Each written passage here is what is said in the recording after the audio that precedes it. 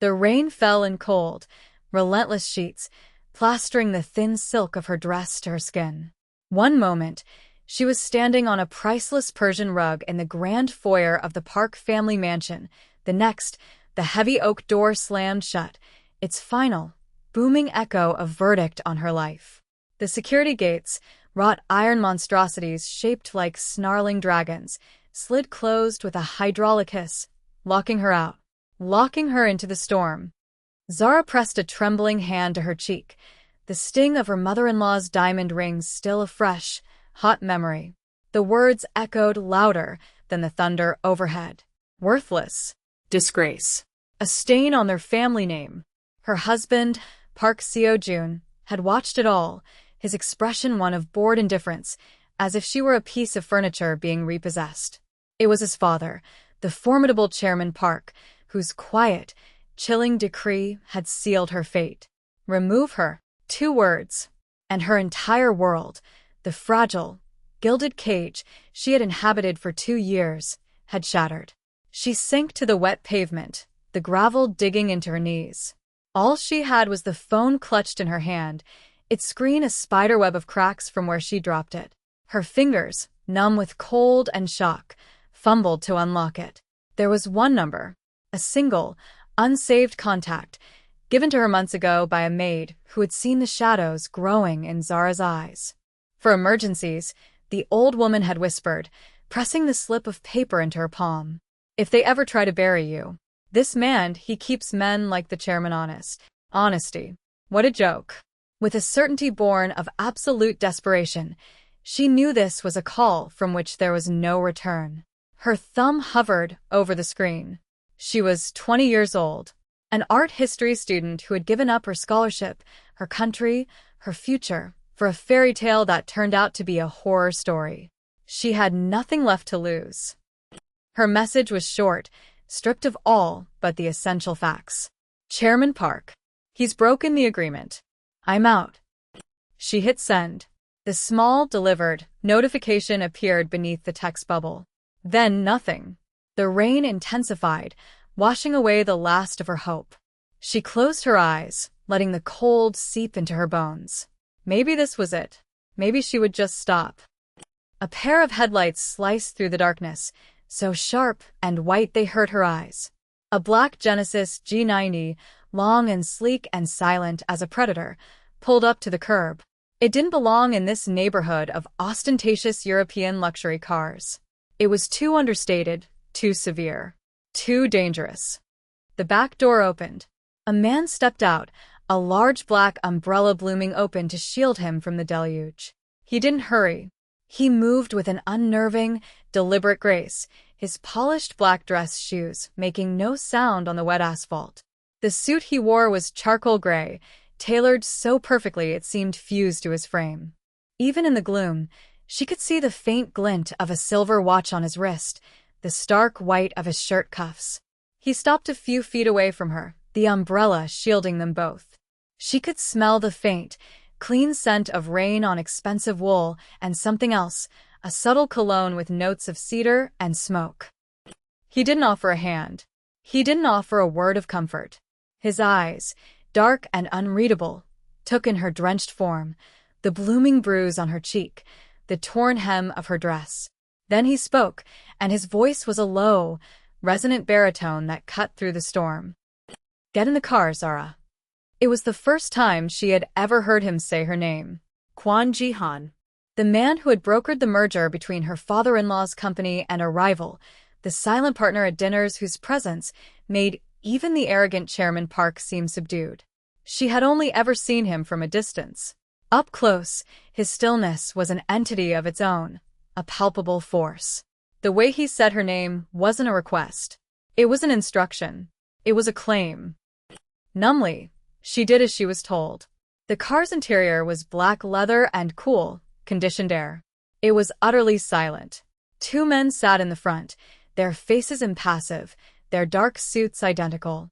They were shadows, extensions of the man beside her. The door closed with a soft, heavy thud, sealing them inside, and the world outside, the rain, the mansion, her ruined life, vanished. The car pulled away from the curb as smoothly as it had arrived. Zara stared at her hands, twisted in her lap. She was trading one monster for another, and she knew it. But as she risked a glance at the man beside her, at the hard, carved line of his jaw and the absolute certainty in his posture, she felt something she hadn't felt in 2 years. Not hope. It was too early for hope.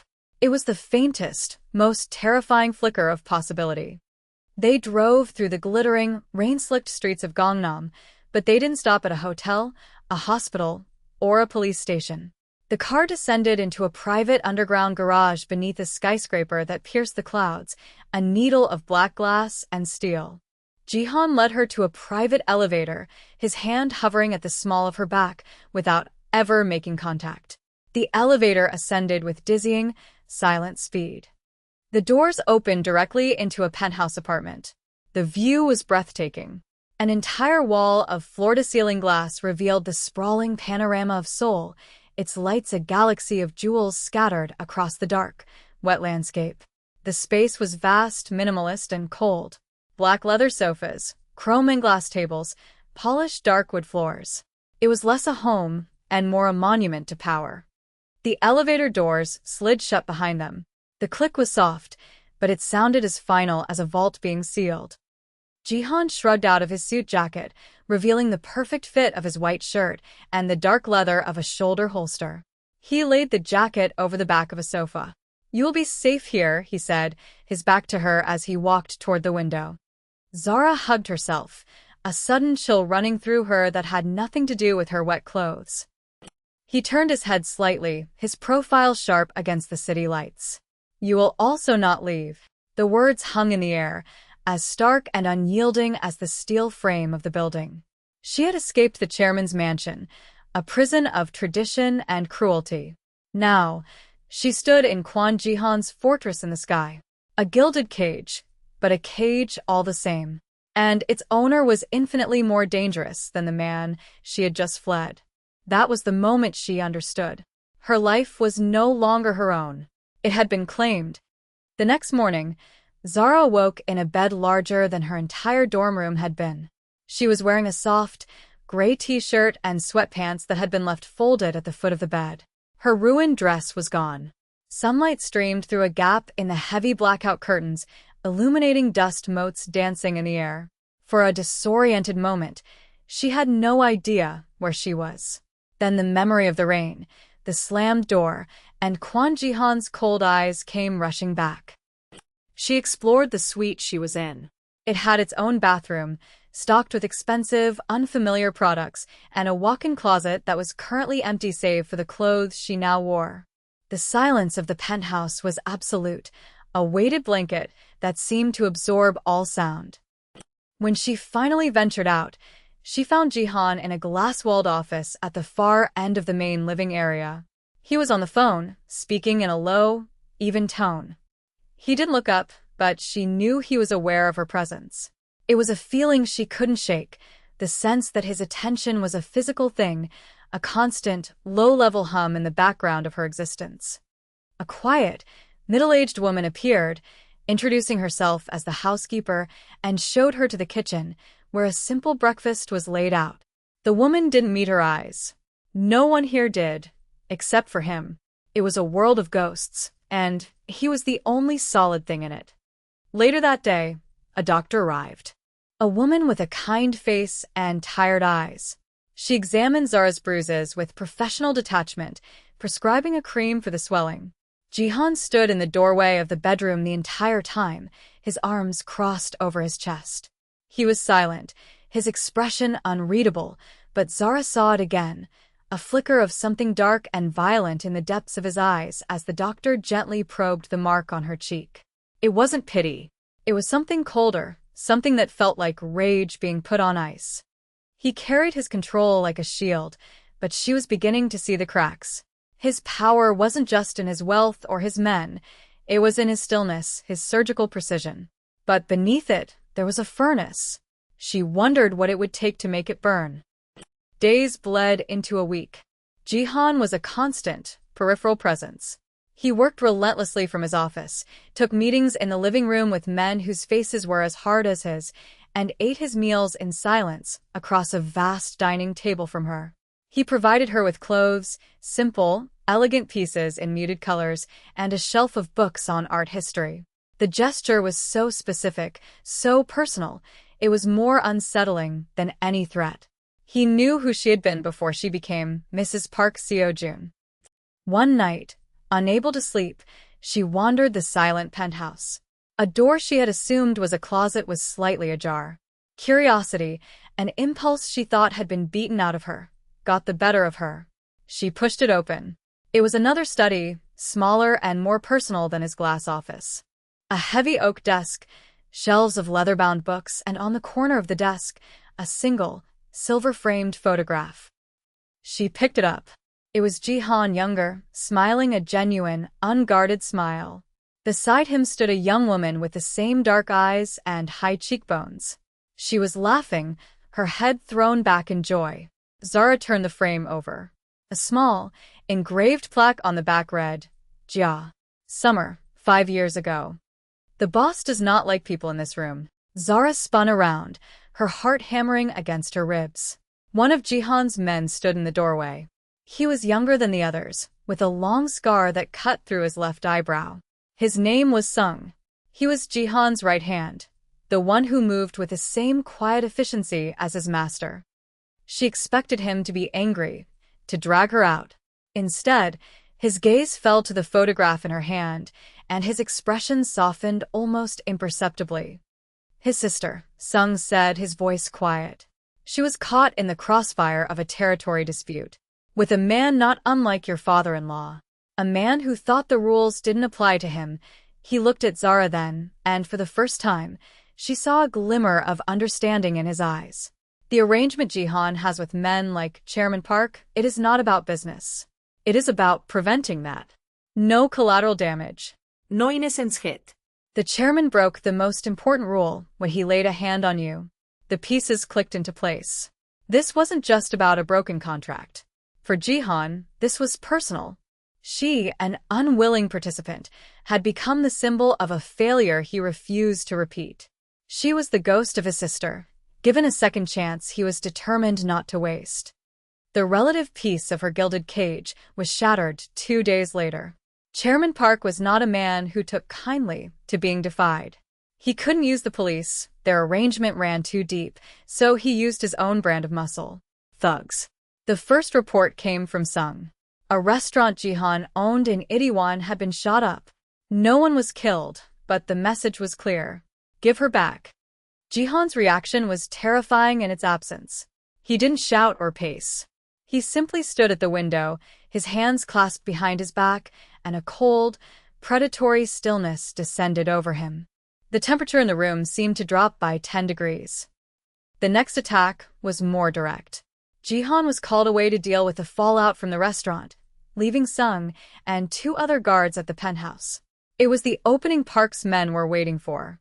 The first sign of trouble was a soft chime, followed by the building's automated voice announcing a security breach in the private elevator lobby. Sung was instantly on his feet, drawing his weapon. Stay back, he ordered Zara. She could hear shouting, the sickening thud of fists hitting flesh. Alarms began to blare, a shrill, piercing sound.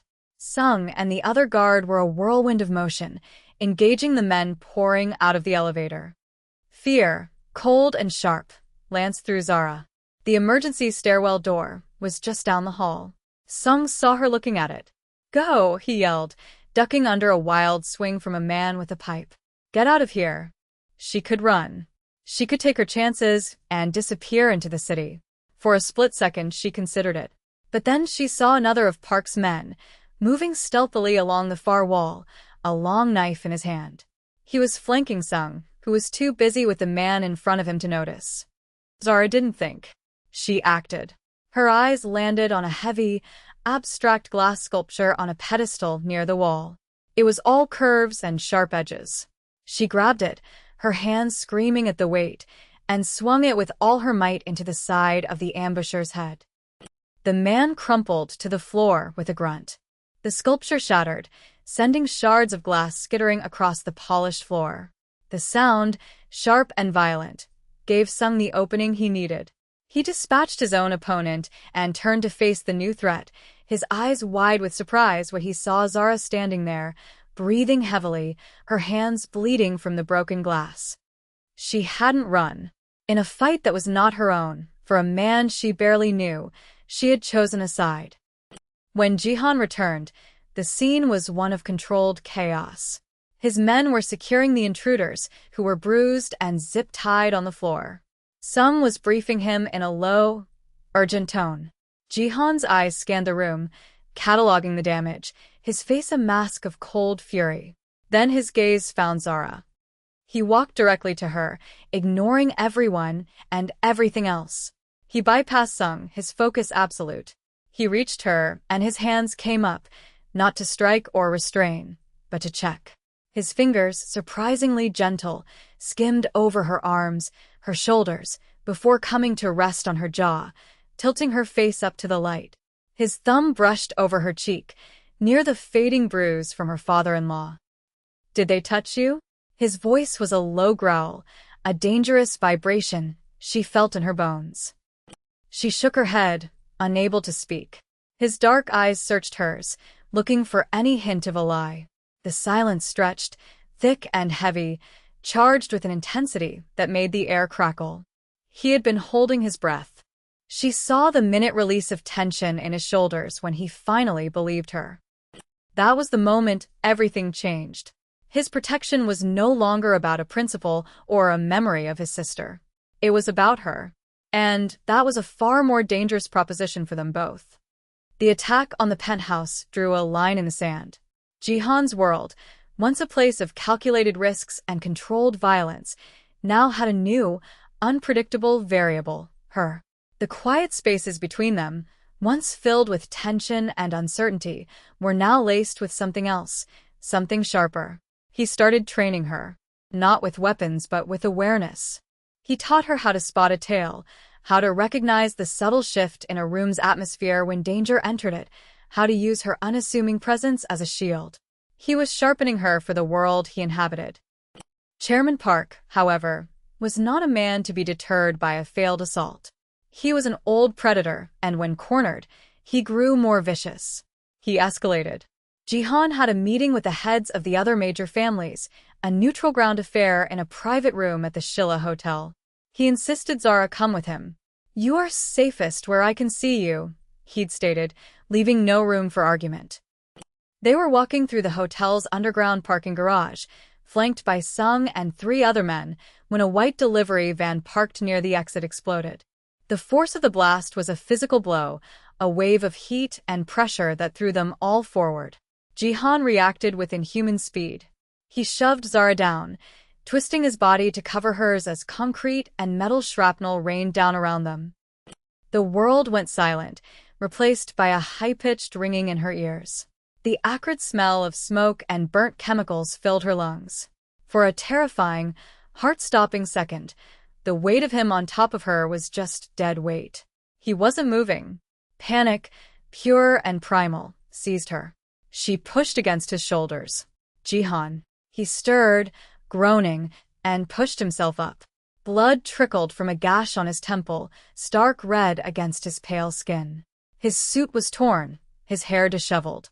But his eyes, when they met hers, were blazing with a cold, murderous fury she had never seen before. He ignored his own injury, his hands immediately checking her over. "Are you hurt?" His voice was tight, strained. "Zara, "Answer me." "I'm fine," she whispered, her voice hoarse. "You're bleeding." He ignored her, his gaze sweeping over the chaos. His men were already moving, weapons drawn, creating a perimeter. The attack had been a message, brutal and public. Park was no longer trying to get her back. He was trying to prove Jihan couldn't protect her.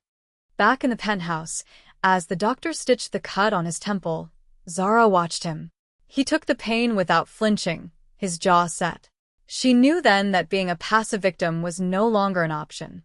Survival wasn't enough. She needed to fight back. She had to give him a weapon that only she possessed. Later that night, She found him in his glass office, staring down at the city.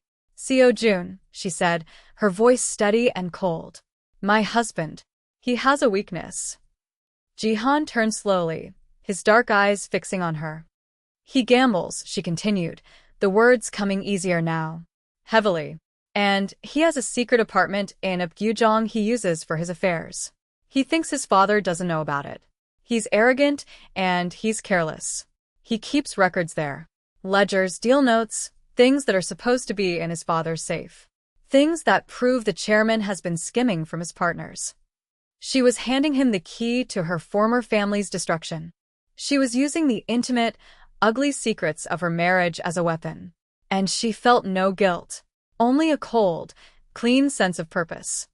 Jihan listened, his expression unchanging, but she saw a new light in his eyes, a flicker of respect. He didn't question her. He simply nodded, a short, sharp gesture of acknowledgement. His men raided the apartment that night. They found everything she had promised and more. The leverage was enough to cripple Chairman Park, to turn his allies against him and shatter his empire from the inside. The next evening, Jihan found her on the balcony, watching the last vestiges of sunset paint the sky. He came to stand beside her, the silence between them now a familiar comfort. "You have a capacity for ruthlessness I did not anticipate," he said. It wasn't an accusation. It was a statement of fact, tinged with something that sounded almost like admiration. She didn't look at him. "Your world teaches hard lessons." "That it does," he murmured. He leaned against the railing, his shoulder almost brushing hers. "I told myself that bringing you here was about upholding an agreement. A matter of principle." His voice dropped, becoming so low it was almost a whisper, meant only for her. "I was lying to myself." The confession hung in the air, more intimate than a touch, more binding than a promise. She was no longer a principle. She was the reason. The information from Seo Jun's apartment sent shockwaves through the Seoul underworld. Chairman Park's empire began to crumble as partners pulled out and allies turned their backs. A cornered animal is at its most dangerous. Park made one final, desperate move. He put out a contract. Not on Jihan. On her. Sung brought the news, his face grim. A photo of her, taken during a society gala months ago, was circulating in the darkest corners of the web. Her name. And a price. Enough money to make any hungry killer in the city take the risk. Chairman Park's message was brutally simple. "If I'm going down, I'm taking her with me. Jihan cannot protect you forever." The threat was no longer just his problem. It was hers. Her life was the prize in a war she never wanted to start. The contract changed the air in the penthouse. It was no longer a sanctuary, it was a target. The quiet professionalism of Jihan's men was now strained with a new tension. Zara was a liability. She could feel it in their averted eyes, in the way they stiffened when she entered a room. But Jihan's resolve was absolute. He gathered his senior men, his lieutenants, in the vast living room. Zara stood by the window, a silent observer.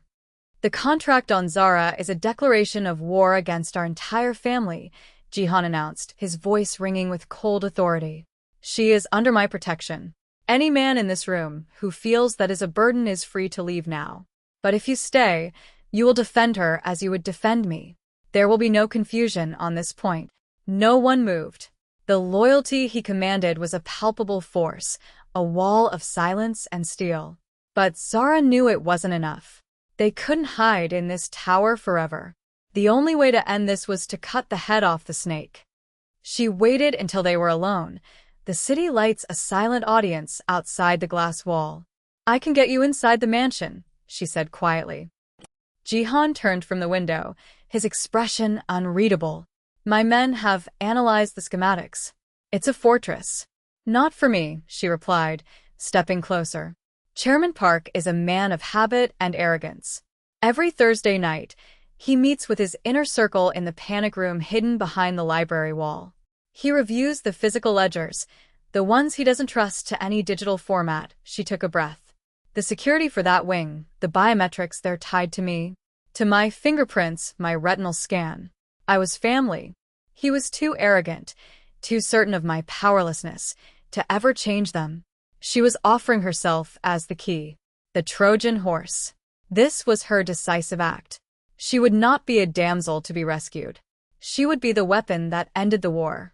The plan was executed with the surgical precision that defined Quan Jihan. 2 nights later, under the cloak of a new moon, they moved. A convoy of black sedans, silent as ghosts, slipped through the back roads of the exclusive neighborhood. Zara rode with Jihan, the silence in the car thick with unspoken tension. She wore a simple black outfit, her hair pulled back. She felt strangely calm.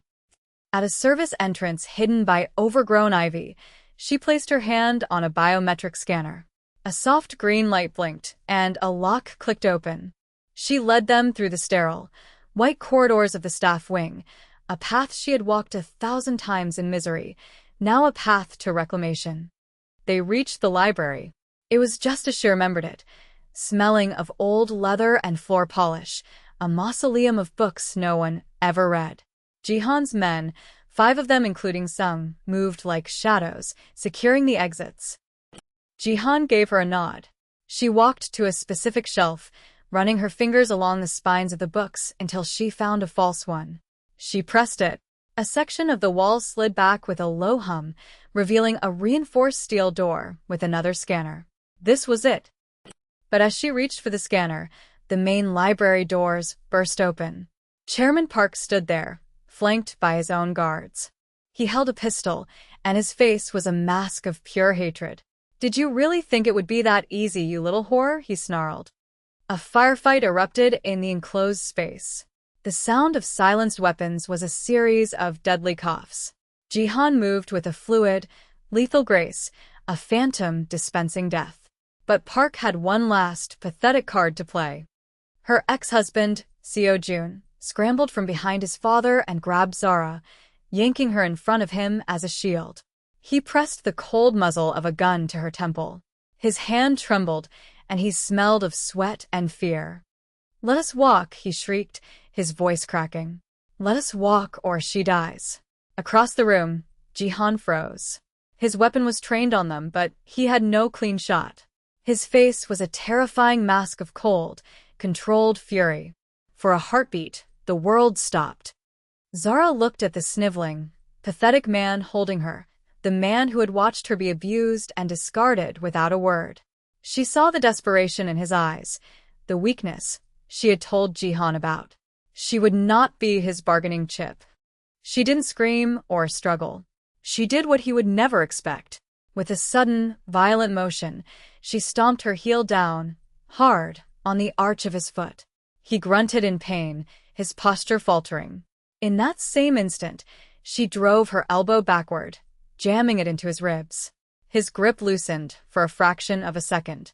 It was all the opening Jihan needed. A single, soft thud. Seo-jun's eyes went wide with surprise, a small, dark hole appearing in his forehead. He collapsed, pulling her down with him. The fight was over. In the ringing silence that followed, surrounded by the aftermath of the battle and his victorious soldiers, Jihan walked to her. He pulled her to her feet, his hands steady on her arms. He ignored Chairman Park, who was now on his knees, his face a picture of broken shock. Jihan's world narrowed to her. He gently touched the side of her face, his thumb brushing over her cheek. His eyes held hers, dark and intense. Then he spoke, his voice clear and carrying across the silent room, a decree for all his men to hear. "From now on," he said, "her safety is the safety of this family. Her enemies are our enemies. There will be no confusion on this point." It was not a declaration of love. It was a statement of absolute, unshakable fact. It was a coronation.